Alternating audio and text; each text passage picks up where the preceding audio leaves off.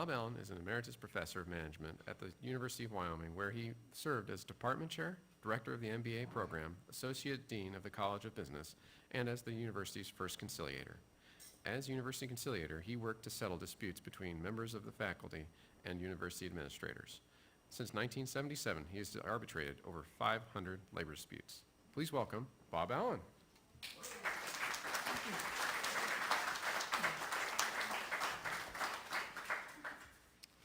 Boy, you don't have many opportunities to talk about utilitarian decision-making, so I'm especially appreciative of this opportunity. In 1971, Ford Motor Company introduced a new model car, the Pinto. The objective was to compete in the market for small, cheap cars. A concern to Ford was that competition in that segment of the market is based primarily on price. So it had a charge to bring that car to the market as inexpensively as possible so that the price would be competitive. They also believed that they needed to get the Pinto into the market quickly so that they wouldn't lose sales to other companies selling small, cheap cars. Adding to the already complex nature of developing a new car, the company was aware that the federal government was working on a new set of auto safety standards. So the company had these new rules in mind as the Pinto was being developed. Unfortunately, the new car didn't meet the new safety requirements. Luckily for them, they hadn't been put into effect yet, so they were just guidelines at the time they were developing the car. The problem was a serious one. In rear-end collisions, as slow as 20 miles an hour, the gas tank would explode, and this explosion would be so serious that the doors would become misaligned and they were very difficult to open. As a result, the driver and the passengers could be trapped inside of a burning vehicle. Records indicated that Ford knew this before the Pinto went on the market, that customers risked serious injury or even death as a result of rear-end collisions. This understanding created a moral, ethical dilemma for the company. It could either fix the gas tank problem or it could put the car on the market without fixing it. Ford engineers knew what it was going to take to deal with the safety issues with the Pinto. A steel plate could have been placed behind the bumper, or they could have inserted a rubber bladder inside of the gas tank. Either solution would have worked. They also knew the costs associated with each of those alternatives. The cost to fix the exploding gas tank problem was estimated to be between $5 and $8 per car. As was common business practice at the time, Ford executives engaged in a form of utilitarian decision-making. Utilitarianism is a consequentialist moral philosophy. This means that the consequences of an action, and by that I mean the pleasure or pain that's created by a decision, it's that pleasure or pain of the consequences that determines whether an action is right or wrong. A utilitarian-based decision is considered morally sound if it provides the greatest good to the greatest number of people. In the Pinto case, Ford made a calculated decision. It estimated that 20 people per year would die as a result of the poorly designed gas tank, and that it would cost about $200,000 per lawsuit that would be filed in response to the deaths in the Pinto crashes. So as good business people, they compared the cost of fixing the problem with the cost of the lawsuits, and guess what? It cost more money to fix the problem than to pay out for the deaths, and therefore the company opted for the less expensive solution, and they decided not to fix the gas tank, even though they knew that people would die and be injured as a result of that decision. Well, I don't know about you, but to me, this is an egregious decision. Ford's actions, despite that egregious nature of their action, was morally acceptable. This was because with utilitarian decision-making, it allows some people to be knowingly harmed as a result of the decision. This acceptance of harm assumes that the benefits of the decision would be greater than the negative consequences experienced by those hurt by the decision. To me, this is the dark side of utilitarian decision-making. Now, critics of utilitarianism have argued that imposing harm on people, like those killed in the Pintos, is fundamentally unfair. Therefore, they've asserted that the utilitarian approach to decision-making should not be considered a moral decision-making philosophy. These critics have emphasized that when decisions are made on a utilitarian basis, other important values like respect for life, like human rights, like equity, like fairness, they tend to be ignored. And these critics argued that it's wrong to do that. During the 1960s and 1970s, there was a debate among philosophers and economists concerning utilitarian decision-making. Part of this conversation focused on whether the pursuit of the greatest good for the greatest number utilitarian standard was the best way to make decisions. John Rawls, a Harvard philosopher, argued that it was not. His social justice theory claimed that those relying on utilitarian decision-making can suffer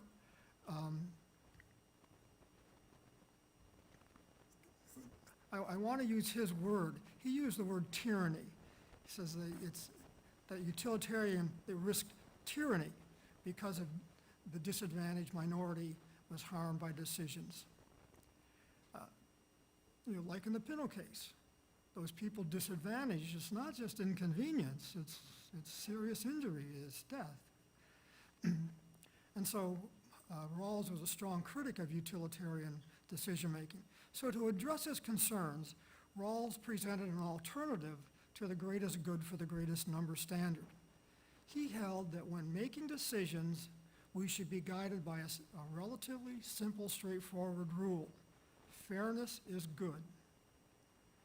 Like utilitarianism, Rawls' social justice theory falls into the consequentialist category of moral philosophy. This means that consequences of a decision based on the fairness is good standard should be analyzed in terms of whether it promotes fairness among all those affected by the decision. He believed that an emphasis on fairness was an antidote to the harshness experienced as a result of utilitarian-based decision-making. Now, my major takeaway from Rawls was that he believed that decision-making at the societal level can be better, can lead to better outcomes when it's based on fairness rather than the greatest good for the greatest number standard. Now, after making that point, I should just go on to my last page or two of notes, which are concerned with how, as can we use Rawls' fairness as good doctrine to become better decision makers. When I was preparing this presentation, I really felt a need to just show you how clever John Rawls was. He was wrote for a long time. His the social justice theory book came out in 1971, so he's been around. I was just so impressed with how clever he was when formulating his social justice theory. He just didn't make the point that fairness-based decision-making would be better for society than utilitarian-based decision-making. He also identified the conditions needing to be in place in society in which fair treatment for all was a prevalent concern. I found his approach to developing the rules for a fairness-based society so ingenious that I wanted to share them with you. So I'm going to digress a little bit and talk a little bit about how he came up with this fairness is good approach. The question that Rawls addressed was, how should the rules of society be structured so that everybody would be treated fairly? To answer the question, he created a thought exercise. I don't see much of this happening anymore, I don't think. Let me talk a little bit about a thought exercise. So he thought he could use a thought exercise to identify the rules that should guide an egalitarian society. A thought exercise is a mental activity. It encourages us to consider different perspectives, different possibilities, and solutions to problems. Thought exercises can help us analyze information, identify assumptions, and evaluate arguments. They can promote critical thinking, improve problem solving, boost creativity, and help us better understand our thoughts, beliefs, assumptions, and biases. And I think my reaction to Rawls' work was that it does all those things. It was a very effective approach to what his problem was, and his problem was coming up with an alternative to utilitarian decision-making. In his thought exercise, Rawls imagined a group of people that would come together to create a set of rules that would enable everyone in the society to be treated fairly. Then he imagined the workings of that group. How would that group work through the discussions that would lead to the set of rules? So he gave thought to what he envisioned. Now he's doing all this in his head. It's a mental exercise. So he imagines the group coming together. How would they behave? What would drive their deliberations?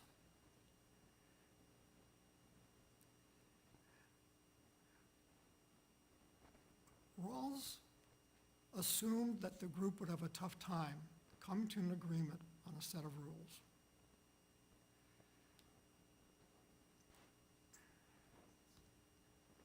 He assumed that such a group would find it difficult because rather than looking out for what's good for society, they'd be pressing their self-interests. They would press for rules that would benefit them personally without regard for interest of others in society. So that was his view of his imaginary group. And what he's really saying is the typical person would go in and if they're going to set rules for society, they'd say, what's in it for me? What's good for me? Well, when you got to reach an agreement in the end, that's a problem because there's going to be a conflict of interest. Can't you just envision the group having some people in there saying, oh, let's do what we've always done. Let's let old white guys make all the important rules in society. And then there'd be other groups saying, no, that's not a good idea. Let's do things that are good for us. Very tough to reach an agreement with those kinds of self-interests, conflicting self-interests at play. And I guess I've been around long enough that I would agree with Rawls. That's how I would envision this group to play things out. So if Rawls was going to come up with a theory that was going to be an alternative to utilitarianism, he had to somehow overcome the self-interest issue. And this is where I find his work just so creative and interesting.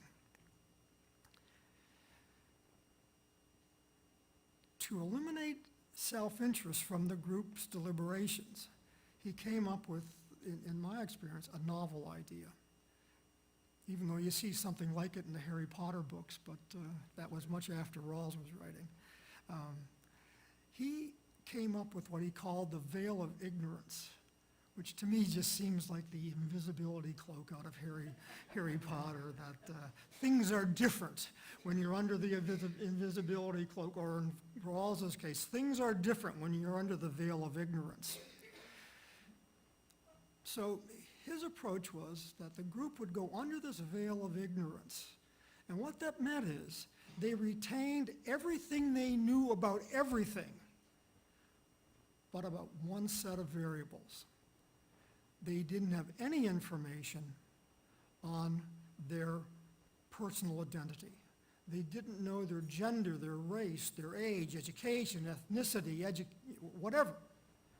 This meant they knew nothing about themselves. And the idea is it's hard to press self-interest if you don't know what you are.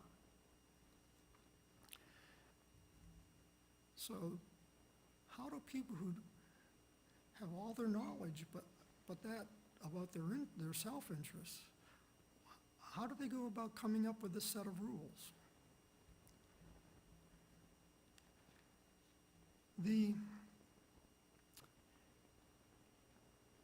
The other, I guess I would call the veil of ignorance a limitation on one's ability to make decisions, but the other limitation was that people in the group knew that when the experiment was over, the veil of ignorance is gone, they're no longer under that influence, they have all their knowledge back, but there was one thing different after the experiment was over, and that is they would have to live under the rules that the group created. So you see those two conditions. So they don't have any information about themselves when they're making the decisions, but then when the decision-making process is over, they have to live with that decision.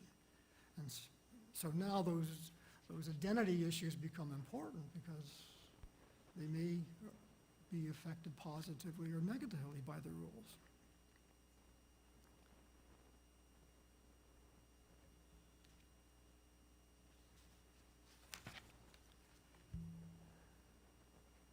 So at this point in the exercise, the question that Rawls was posing was, how would the group go about the business of defining the rules of society, given that they don't know anything about themselves and given that they have to live with the results after the experiment's over? Here's what Rawls thought the group would do. He believed that once self-interest consideration were removed from the deliberations by the veil of ignorance, the group would develop rules that were fair for all. I don't think Rawls ever mentioned that. If you're interested, the book that came out in '71, came out in the second edition in the early '90s, I think it was. One of the toughest books to get through that I've read probably since my PhD program. It was just really difficult, painful to read. And I don't remember him making the point I'm going to make now, but when I looked at his assumptions, it appeared to me that he believed that the group was risk adverse, that they didn't want to take any chances, and so they were driven in a way that would reduce the risk that they might be hurt when they have to live under the decisions that they make.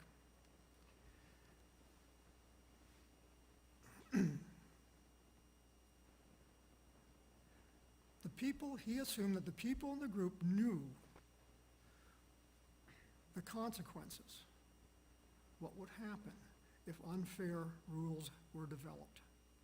Some people would benefit from unfair rules that gave preference to them, but there'd be others who would be disadvantaged by the rules. Rawls speculated that the participants in his thought exercise probably feared that when the exercise was over, they would be part of that group that was disadvantaged by the fair rules. Not wanting to risk being part of that group of disadvantaged by the rules, Rawls believed that the participants would work real hard. They were highly motivated to develop rules that would be fair for all, which is exactly what he was looking for. The underlying assumption appears to be that those in the exercise believe that the rules of the game, that if those rules were fair, they would do well regardless of their personal circumstances. The next question Rawls considered concerned the nature of the rules for a fair society that the thought exercise group would identify.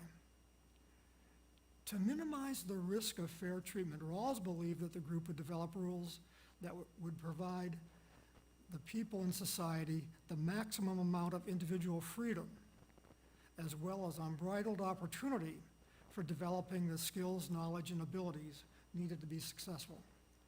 Rawls summarized these conclusions in two principles upon which a fairness-based society could be built.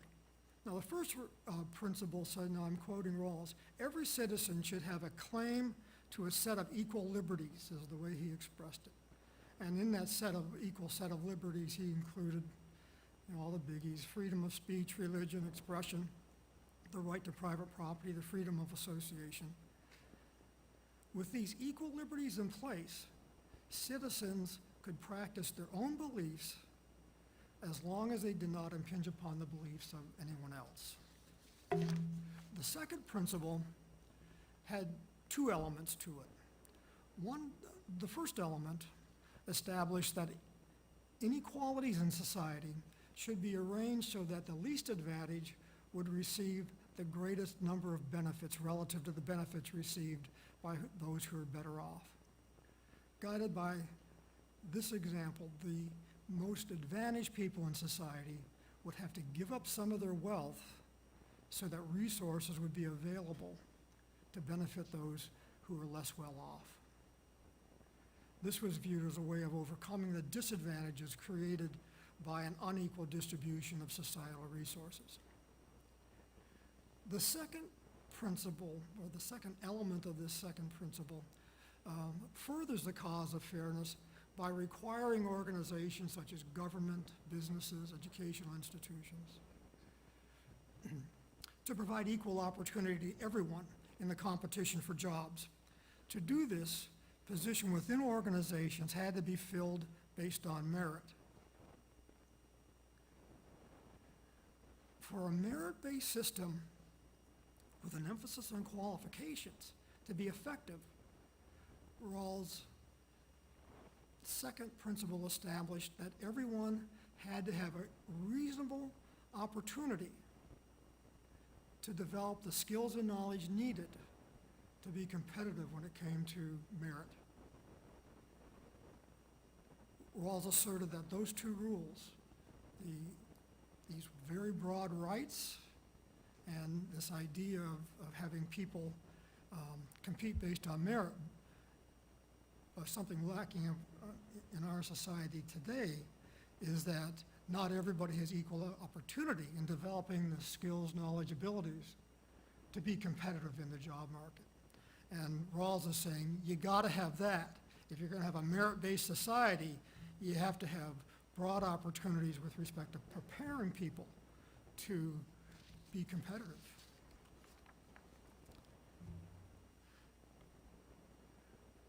I just was so impressed with this idea of veil of ignorance.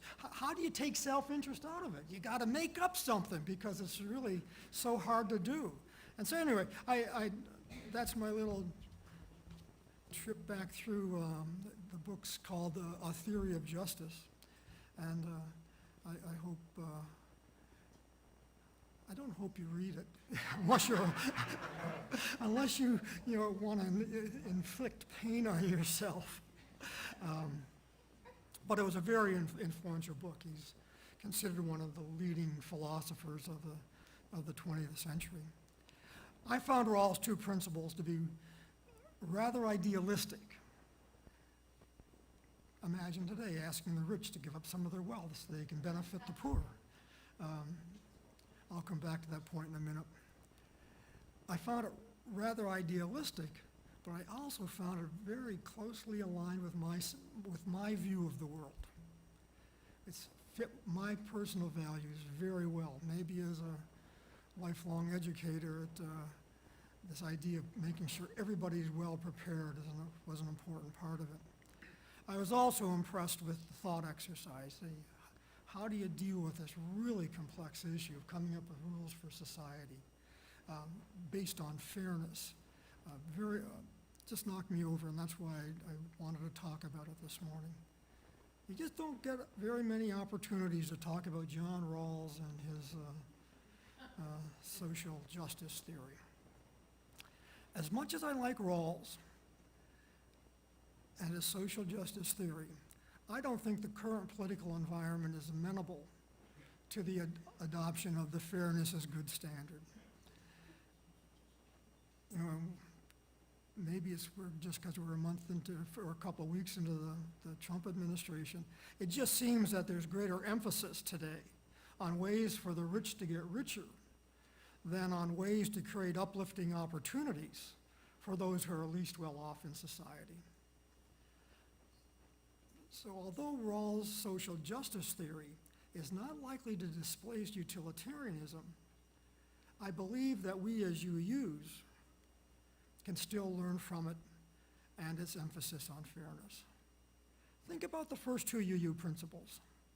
The first UU principle recognizes the inherent worth and dignity for every individual. The second principle promotes justice, equity, and compassion in human relations. I'll argue that knowingly imposing harm on others as allowed by the principles of utilitarian decision-making does not square well with the first two UU principles, even if a greater good is served by the decision.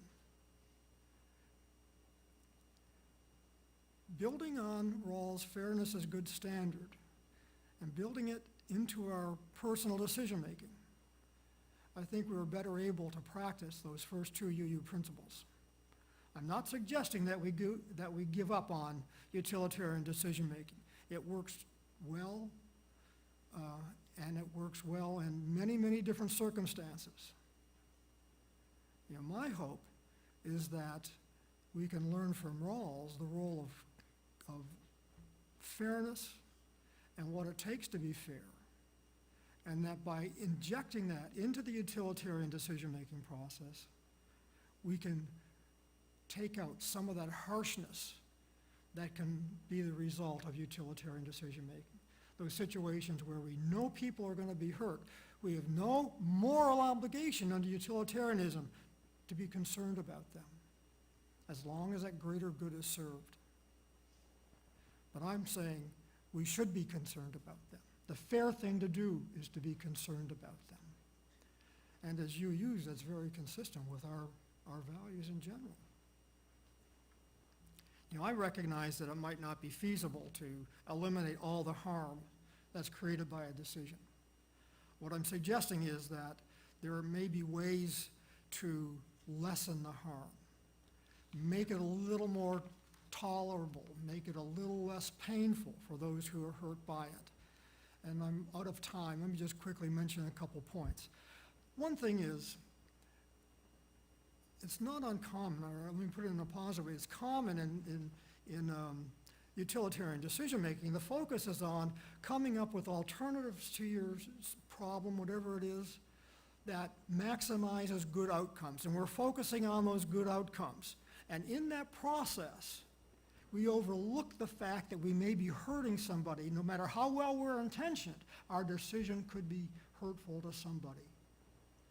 And so injecting fairness into utilitarian decision-making starts with recognizing, making it explicit as part of your decision-making process, asking that question: is somebody going to be harmed by this decision?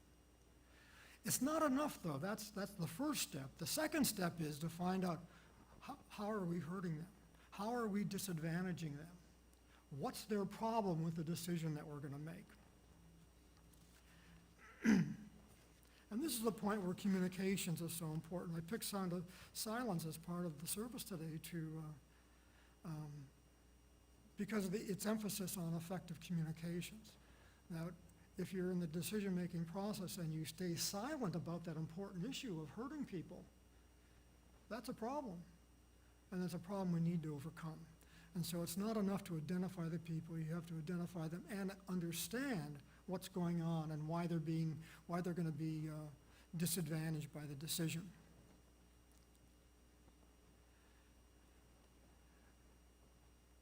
What I'm suggesting makes decision-making a more complex process.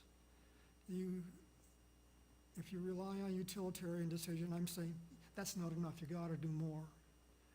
And what happens is, dealing with that disadvantaged minority created by your utilitarian-based decision it's reasonable to view it as simply another problem. And then you go through the rational decision-making process. You identify, you define the problem, you generate alternatives, you review those alternatives, and you make a decision. Sounds simple, but it's a process. But I'm suggesting that if we're going to be fair in the context of utilitarian decision-making, it's another step in the process that could be very beneficial. You know, I don't want to minimize the challenges associated with pursuing the fairness as good standard, while at the same time, you're pursuing the greatest good for the greatest number standard.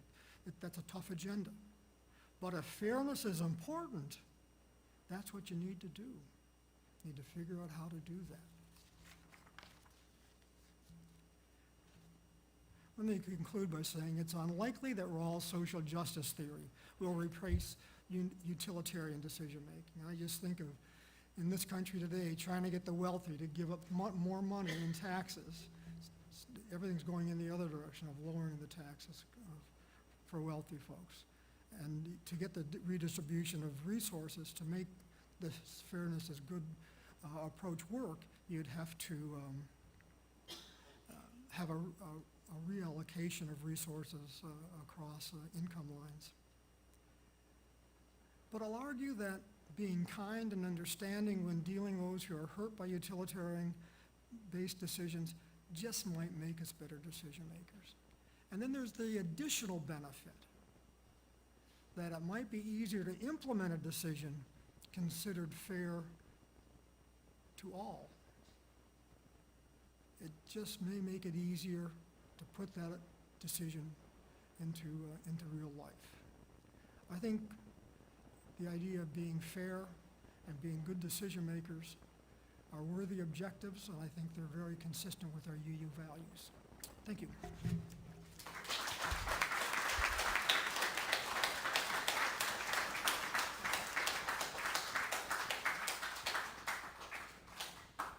Thank you, Bob. I'm not sure I agree 100% with the probability of whether we could get good decision-making in Washington. I feel like there's some kind of veil of ignorance there. I'm not sure it works quite like John Rawls. There's something going on.